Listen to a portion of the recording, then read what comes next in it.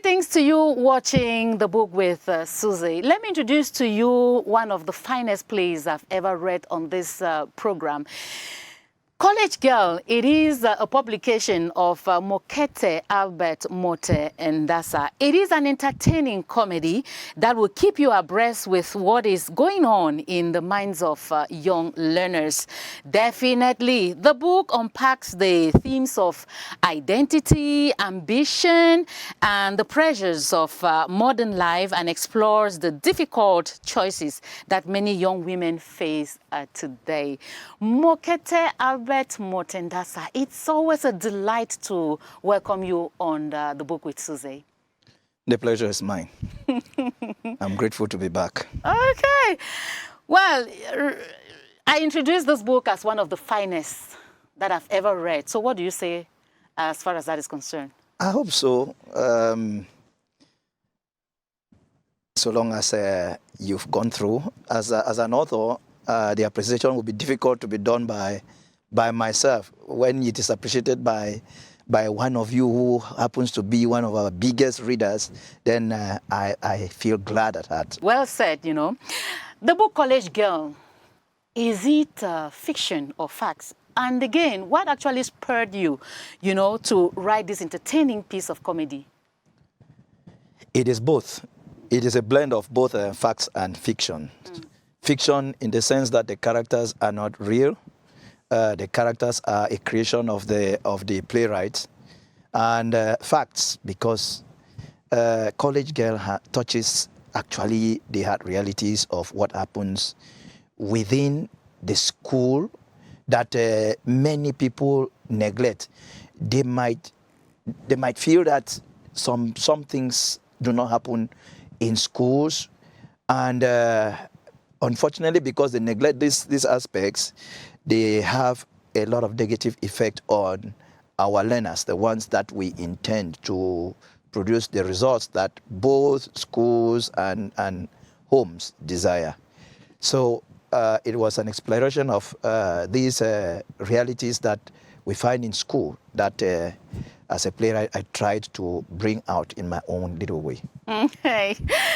Well, College Girl, as we introduced as a play, and it's about, you said it all, a teenage student called Maria, who is about to take the certificate exams, but is trapped between her social desires and studies.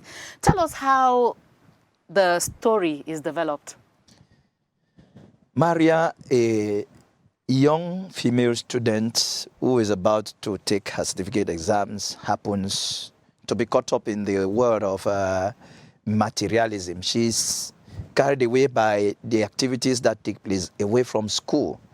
And as a result, she loses focus on the academic pursuit that she has set for herself and her parents. You see, she's interested in the parties that are taking place outside there. She is interested in making herself known to her friends. She lives in a world where she thinks that she is above every of her mate because she is socially connected and connected out there, especially to the wrong ideas, to the wrong people. And to the wrong things. And she thinks that that is what makes society and that is what makes people important. Unfortunately, in this world that she is trapped, she moves away completely from her academic pursuit, and that has a wide negative impact on her academics. You see, in the play, she happens to be cautioned by even her friends who discover that she is lost from the academic work they are supposed to do, and as a result, she picks it with everyone who tries to bring her back to the rails that it is education that she's supposed to follow. And she thinks because they are trying to advise her, they are jealous of her. And again, you talked about the repercussion, which was quite devastating. In fact, let's just say that she got pregnant while in school. Okay. Of course. Okay, MOKETE, Albert, MOTE, and NDASAH. Mrs. Ndo Kindness, I see her already on standby because she has something to contribute to this program. This is on the slot, the forward. Let's watch.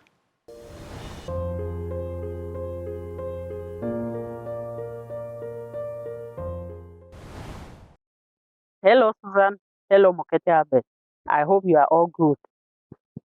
The College Girl is a book. I've gone through it, and I believe it needs to be on the shelf of every household, because this book is important in the sense that it deals precisely with our day-to-day challenges in the school milieu and the society as a whole, where our learners are faced with unnecessary competition, materialism. They always want to have more. Drugs, promiscuity, self-aggrandizement. They want to be big. They want to be the big girl and the big boys out there. Meanwhile, back home, challenges, expectations are high from their parents. Contrary to this expectation, their children live wayward lives. Expectations are high because as a parent, when you send your child to school, you always expect more. You expect this child to excel and help the family tomorrow. But in this case, it's the contrary. Maria is a young girl trapped in a very highly socially demanding world where her desire for fame takes her completely off her goal. There is out there we have predators like Mr. Kingsley, whose ill-gotten wealth trap gullible young girls like Maria. And of course, we are aware of the consequences of this unorthodox engagement. Nothing good comes out of it. As you are aware, or as you know, Maria ends up getting pregnant for a man she does not know. At the end, she almost compromises her education. So I think this book is a must-have and a must-read for everybody.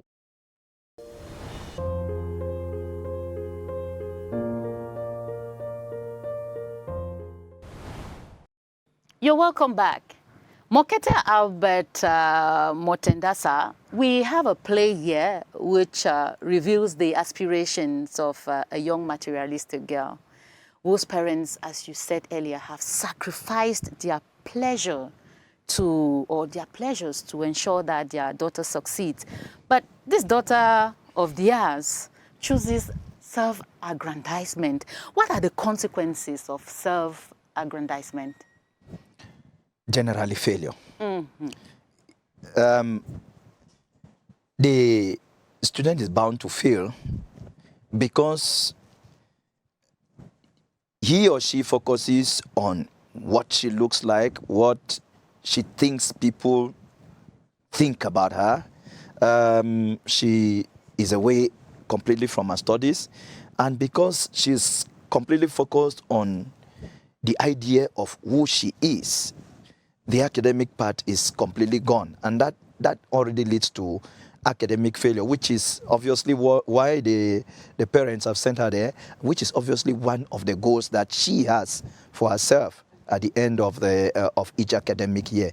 So failure in academics, sometimes it would even lead to failure even in life.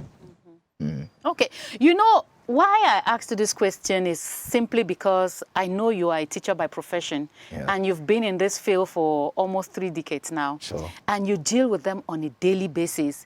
Now, what are some strategies to recognize self-aggrandizement in them? There are many of such ways we can identify self-aggrandizement in young learners. Mm-hmm. Already, I call them the 2 A's, the attire and the attitude. Sometimes from the attire of the student, you don't need to question, because when a student begins to try to make himself or herself different from the others by the way he or she appears, from head to toe, what she wears, what the hairstyle looks like, whatever she has, when this student wants to be distinguished in this manner, you can tell whether the student is focused on academics or on some other thing. Now you have the attitude towards a number of things. One, attitude towards lessons. When you discover that they are losing focus. Like Maria, during the biology lesson, it is the teacher who realizes that she is not part of the lesson because notes are changing hands from one person to another. And when the teacher gets the note, he's embarrassed by what he reads in it. So her attitude towards studies already shows that she's not part of the lessons. That's why even the questions that are asked in class, her answers are very unconnected to what the teacher is talking teaching. about is teaching, yes. Then her attitude towards her friends. When the play begins, you see, while in the dormitory, she picks a quarrel with every friend of hers because she's been expecting some money. See, she is caught in this world of superstition. She feels that as her palms are itching, somebody's going to give her money. Yes. So you see, when the classmates come back and they see her worried, they too worry for her. And because they have this concern, she feels that they are jealous about her pursuits. So you have these attitudes towards lessons, towards friends, towards teachers. Remember, even when the pastor is out conducting a devotion, which is what they begin with in school, she is worried because she feels that what the pastor is preaching is a personal attack to her. But unfortunately, that is not the case. Then towards money, her attitude towards money, she wants money all the time. At all costs. Yes, she wants to attend this party, she wants to go to this place, and to her the places should be classy so that she has something to tell her friends about the kind of personality she is, which unfortunately is not what is expected of her as a student. Then the attitude towards society.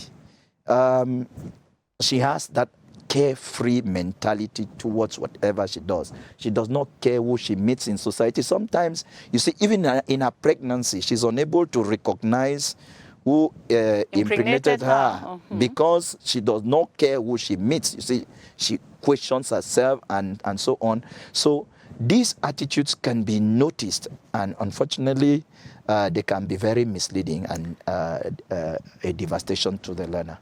You know, these tendencies in them, one might see it as a coping mechanism for insecurity. Might is a condition. It's quite a coping mechanism for insecurity. The student who lives this kind of life is exposed to a lot of insecurity, both physical and psychological.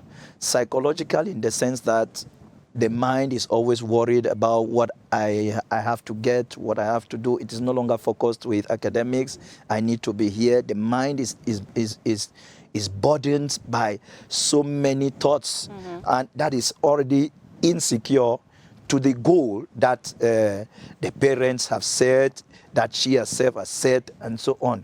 Then physical, because the student ends up getting entangled in so many unfortunate situations. Like Maria, she ends up getting pregnant. She gets dismissed. She falls into the hands of scammers who exploit her. She falls out with her friends. She's in so many different types of physical problems because of her quest for recognition out there and a quest for money. Oh, quest for money. Very dangerous route to take. It's time for us to take our Vox Pop. As a parent, how will you react when you hear that your daughter is pregnant in school? As a parent, how will you react when you hear that your daughter is pregnant in school?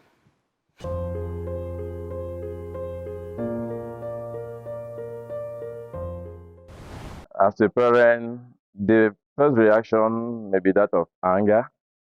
But then I want to tell us parents that sometimes we should not just, burst out on our daughters. I personally, if I know my daughter to be a hardworking daughter in academics, I will encourage her towards academics.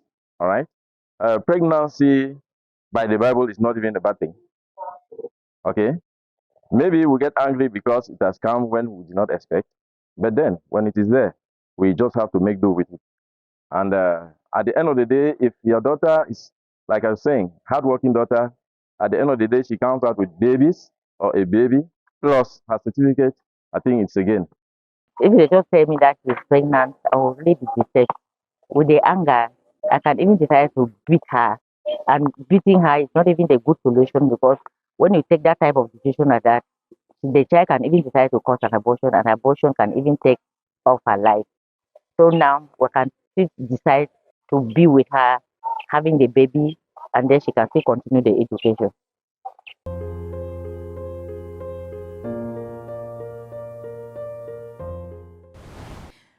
Well, with Maria, we have seen signs that she's prioritizing her social life over her studies. Yeah. When young learners show such signs, what kind of help and support can be given to them, and who offers guidance and support? When I think everybody in society has a role to play in guiding such a learner who is trapped in this kind of world of materialism, self-aggrandizement, the world of exposure. It is the role of everyone in the society to see how we can assist such learners to get back to the pursuits that the society desires for them. Our societies require persons who are socially fit. One, the student himself or herself should become conscious of these goals. Then, the education stakeholders, the mechanisms should be put such that when they discover that the students are going away from the academic pursuits, they can be brought back. In school, they should be occupied all the time. You know, sometimes being idle creates this room for them to think that they can do things on their own. Most of the times, our learners have access to material that misleads them. And especially when they're idle, they want to try these things that they have seen. But if the school system has programs for them that keep them working from morning to when they are maybe going to bed, for those in the boarding school, and for those in the day school, from the time they get into school till the moment they get back to their houses, if they can create programs that keep them busy, then such ills would be curbed in the school media. Students will end up getting the focus and sticking to the focus. What takes them away from the focus is the fact that they have some time that they think they can exploit these other activities out there. Yes, but I realized that in the book, she didn't get any support nor guidance. Why did you omit that part? I think, well, like I said, sometimes the support is there because the schools have rules and regulations which the students must follow. That is guidance. The school does not actually need to run after the students, each and every student. But you know, in every milieu, you will always have one or two who would always want to try the wrong thing. And that is the kind of student Maria happens to be. There are rules, she knows there are rules, but she tries to develop mechanisms to beat these rules and enjoy herself out there while sticking to school. You know, she finds time to even gather her friends and tell them about the parties she has attended and so on. You have this kind of students who would always want to give this kind of impression to their friends about what they are. Okay. Okay, we are drawing closer to the end of this program, but first we need to take on the shelf. And you must have realized that during the past two editions, we are talking about bookshop. We are looking at some important aspects. And this time around, we want to ask the question to our resource person, Mba Raymond. What can motivate someone to open a bookshop, and for what purpose? And just listen to what he has to say. This might enlighten you, more.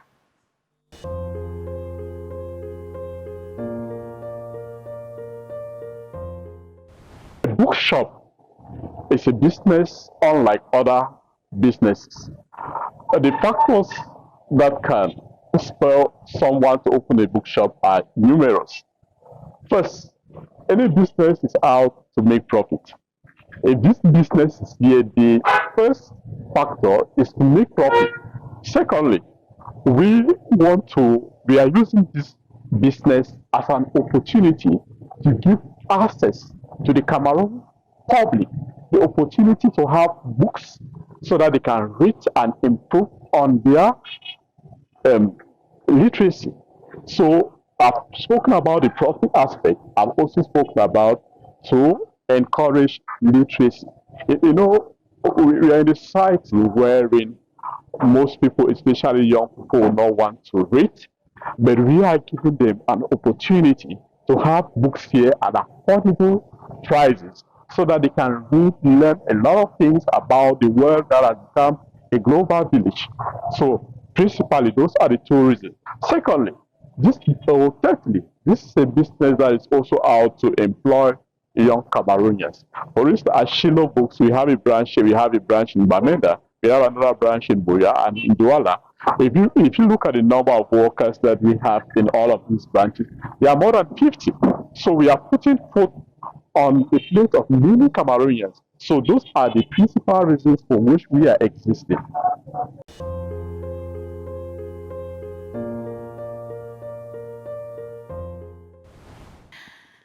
Mokete Albert NDASAH, in fact, I always like when you're here. Thank you. I usually learn a lot from you, and I also believe that those who are watching us today are taking delight in watching the program. Just look at this cover page. I see here a girl standing before a mirror. What does this represent? Well, for your information, that's Maria. Maria is standing in front of me. Many would wonder why a student who is in the boarding house would look like this. I think it just presents the double identity of Maria. Okay. Sometimes the students introduce gadgets and things into school that at some point in time, when you see them with these things, you would not believe that they are the ones. Maria happens to disguise very often in the night because she has to go out, and she has to scale the fence, and she needs to go out not actually recognized by anybody. The picture you find there is one of the days that she intends to go out for a party, and she has worn the wig that she has kept somewhere, and she has worn the short skirt that she has equally hidden somewhere, and the shoes. And she wants to admire herself in front of the mirror before she goes out there, where she's going to meet these friends who the scammers who happen to be the ones who have derailed her from school. So that is just the cover page. Okay, very interesting. I spoke about this book to Mrs. Ashungwanyi. I know you don't know her, but she's a friend of mine, and she was like, okay, Susan, this seems to be a very interesting comedy, and I would like to get a copy for my daughter. So, is it already in the market? Is the book already in the market? There are a few copies in the market. The publisher already produced a few copies. I think we can get them. We can get them through the publisher, Bichaka, through the number 673-939-108. I take it over, 673-939-108.